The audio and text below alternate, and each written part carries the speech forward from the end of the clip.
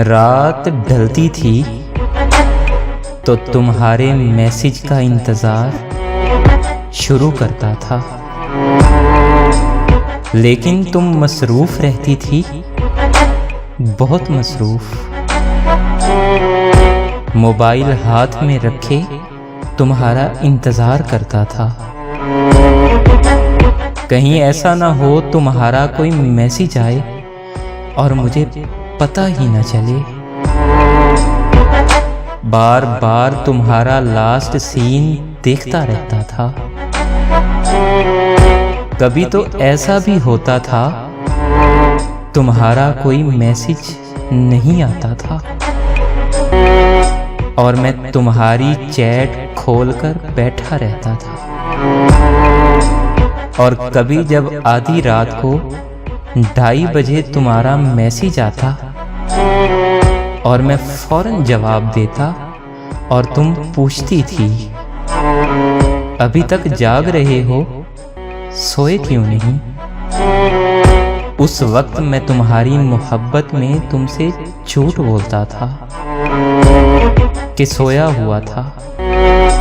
तुम्हारे मैसेज से mobile vibrate हुआ और मेरी आंख खुल गई और तुम कहती थी, चलो फिर से सो जाओ। इन आंखों में नींद कहाँ थी, सिर्फ तुम्हारा इंतज़ार होता था। तब मैं तुमसे कहता था, अब आंख खुल ही गई है, चलो बात ही कर लेते हैं। और फिर हम बात करते थे। पता है तुम्हें कितने मिनट? 7-8 मिनट बस। तुम मैसेज करते करते नींद की वादी में चली जाती थी और मुझे ना खत्म होने वाला इंतज़ार देकर मैं फजर तक तुम्हारा इंतज़ार करता था और फजर पढ़े बगैर ही सो जाता था। तुम मुझे कहती थी ना, वक्त बदल गया है और मैं भी। हाँ शायद सब कुछ बदल गया है, हाँ शायद सब कुछ बदल गया है, लेकिन नहीं बदली तो बस एक मेरी मोहब्बत नहीं बदली।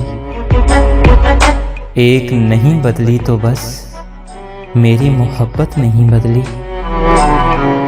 अब मैं फजर तक नहीं जागता, फजर के टाइम उठता हूँ, तुम्हारा इंतज़ार नहीं करता। फजर की नमाज के बाद सिर्फ तुम्हारे लिए दुआ करता हूँ और सोचता हूँ कि तुम कितनी बख्तों वाली हो। तुम सोई हुई हो और कोई तुम्हारे लिए दुआएं कर रहा है।